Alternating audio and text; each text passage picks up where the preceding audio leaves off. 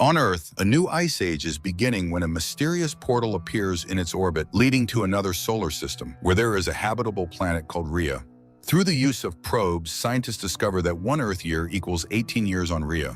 Thousands of humans, fleeing cold and hunger, travel through the gate to the new planet, but most people are still forced to remain on Earth. When Earth's resources are completely exhausted, a mass migration begins, which the new inhabitants of Rhea do not welcome. Brand Marshall is one of the refugees trying to sneak onto Rhea. However, not far from the destination, the ship he's on is attacked, and he, along with his AI named Edison, is forced to survive in a rescue capsule. When there are only a few hours of oxygen left, Edison detects a nearby spacecraft called the Nissa, which does not respond to hails. Edison suggests flying over to it, but that will require a sharp acceleration that is extremely harmful to the human body. Fortunately, Brand has a drug that helps with high G-forces, but it needs to be injected straight into the heart. He realizes he has no other choice and starts the countdown. The capsule docks with the ship. Reeling from the extreme G-load, Brand blacks out and recalls his last days on Earth when he and his daughter, Riley, buried his wife and her mother not far from her father's home. After the funeral ceremony, they return to the grandfather's house, where he's seeing off a neighbor who's complaining about hunger since nothing grows on their farm anymore. The old man feels sorry for the woman and gives her a box of canned food. When she leaves, Brand expresses his disapproval of the old man's actions because it's dangerous to show anyone your supplies these days, and he suggests they flee before the neighbor has a chance to share what she's learned, but the old man refuses. In the present, Brand moves into the ship and activates Edison. They walk through the nearest compartments, and soon Brand finds the bodies of dead people. He genuinely wonders what they could have possibly been fighting over out here in space. Soon he sees a wall covered with photographs of the crew and remembers that Rians consider themselves far better and more advanced than humans. Before long, Brand discovers supplies of food and medicine, but then Edison warns him of rising radiation, and Brand sees a woman aiming a beam pistol at him. She accuses him of killing the crew, though Brand explains that he has only just docked. Outraged, the woman insists that Rians deliver supplies to Earthlings, and this is how they repay them.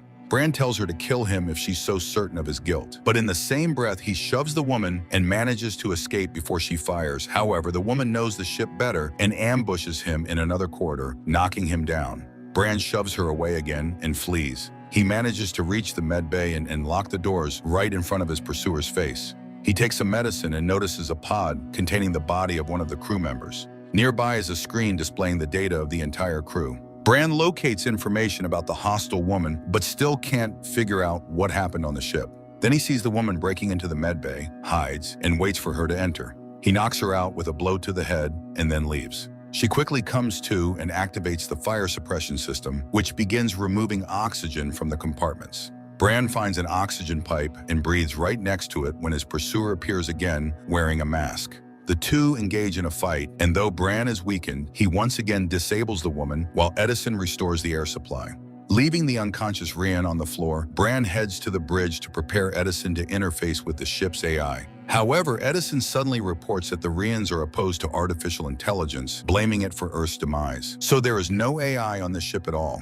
And in nearly 600 years of Rhian civilization, they haven't evolved much beyond humans. Nevertheless, Edison enters the ship's control system. Suddenly, the woman, now recovered, begins pounding on the door, forbidding him to press the glowing area on the control screen. But Brand doesn't intend to listen to her. He doesn't understand why Rhians get to decide who is allowed to live on Rhea and who is not, especially since they all came from Earth originally. Yet for some reason, Rhians feel justified in shooting down ships and denying their own kind access to the shared planet. Wanting to spite the Rhian, he presses the button. An alarm sounds and the woman sinks to her knees in disbelief that he actually did it. Edison voices his disapproval of Brand's impulsive action, warning that the outcome will be disastrous. The very next moment, increased gravity slams Brand to the floor. We flash back again to the past. Realizing he can't convince his father-in-law to leave, Brand goes out to the field and digs up a box containing the money he earned and saves so his daughter could leave for Rhea. Riley refuses to abandon her relatives, but Brand and her grandfather see themselves as too old to start a new life. Suddenly, an alarm sounds. Brand orders the girl to hide in a container while he grabs a weapon.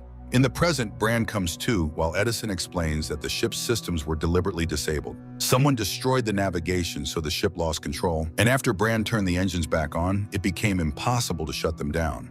Once they reach the beacon, the pull of a planetoid will alter their trajectory, and they'll inevitably collide with the refugee station, killing hundreds more people.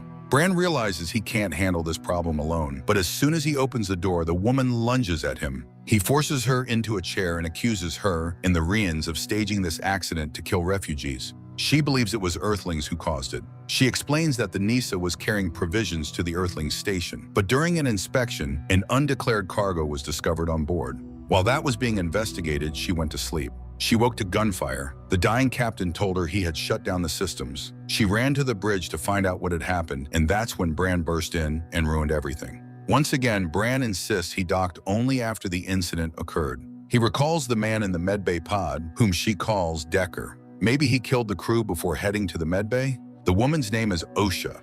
Bran notices a bracelet on her wrist like those worn by criminals. Osha claims she is a killer of Earthlings, and their argument continues until Edison reminds them that if they want to survive, they have to work together. The AI explains that the ship is flying through a cluster of space debris.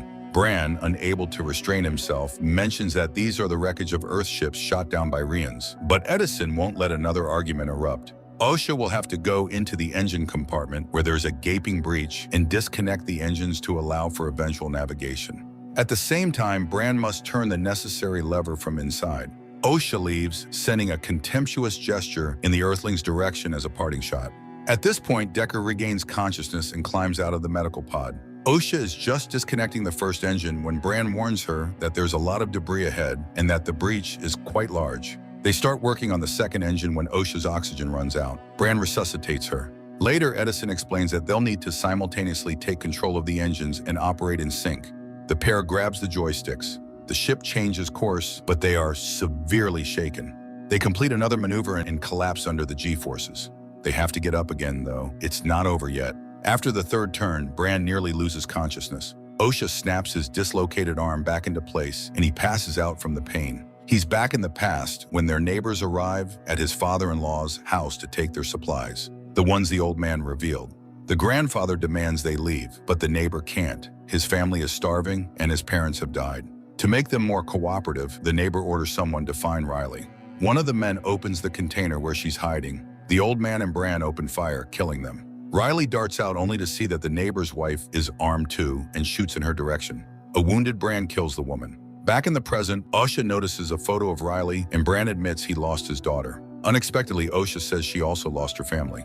The Rhea government did not appreciate their attempts to help Earthlings. She doesn't understand the politics. But many Rians don't share the belief that Earthlings are bad and should be kept from coming through the gate. Bran says he didn't want to leave Earth, but he had to. He promised his daughter he would survive. Edison reminds him that to survive, they still need to work. Now Bran must enter the navigation bay and remove the burned-out boards. The problem is, it's minus 40 degrees in there. Bran puts on his suit and Osha laughs at the sight of it, recalling Rhea, where it's always warm. But then again, Earth used to be warm too. Bran steps out into the bitter cold and begins looking for the burned boards. Meanwhile, Decker smashes one of the switches. Osha notices this and goes into the corridor. She's shocked by his actions, especially since he's also from the group of migrants. Decker confesses he was given no choice. The Rians took his children and threatened to kill them if he didn't destroy the station. It's a neat solution. An Earthling kills his own people. But first, he has to kill Osha. While this is happening, Bran finishes his work and asks Osha to let him back on the ship. But Osha is busy fighting for her life. Freezing, Bran tries to escape through another exit, but to squeeze through, he must remove his gear. With his last bit of strength, he opens the grate and collapses into the corridor, where Osha knocks Decker out and rushes to help Bran, placing him in a medical capsule. Edison reports that they succeeded. Once they reboot the system, the ship's controls will be restored. Sometime later, Bran regains consciousness and exits the capsule. Osha tells him everything she learned from Decker. Bran suggests showing this video to the Rians so that the government will have to explain itself. But first, they must finish the job. Meanwhile, Decker comes to again. Edison warns them about a major G-force overload coming, and Bran heads to the cargo bay to get the medication. Osha tackles the control system, which can be revived by disconnecting one of the wires on the console. The trouble is, Edison doesn't know which one, so they'll have to experiment. While Osha does that, Bran finds not only the drug, but also a large bomb. He runs to the bridge, but Decker hits him over the head. Osha is left with 2 wires, one of which belongs to the life support system, which takes 3 minutes to reboot. This means she'll have to stop breathing during that time. She hesitates, but luck is on her side. Meanwhile, Decker apologizes to Bran, but insists he'll do anything to save his family. Suddenly, the G-forces increase again.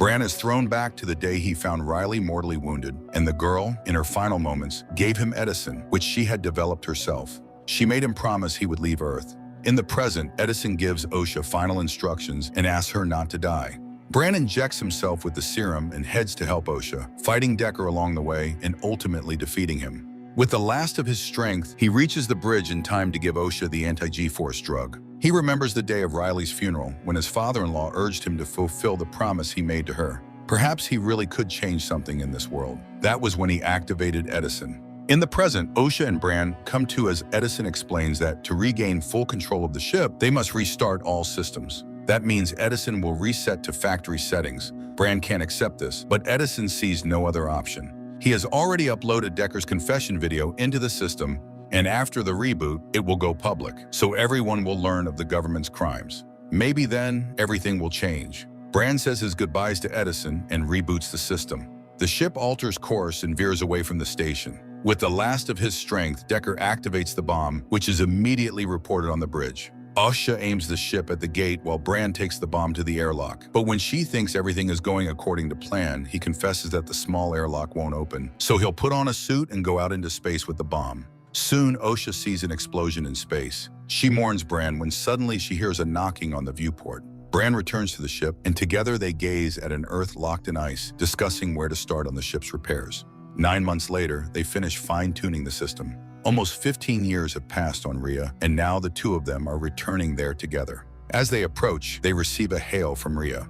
Earth, the dispatcher is overjoyed to hear from the Nissa, which has become a legend on the planet for managing to change human relations. The film is definitely low budget, the visuals are primitive, the plot is simple, and the dialogue is hardly original. Nevertheless, it's not the worst example of a claustrophobic sci-fi story.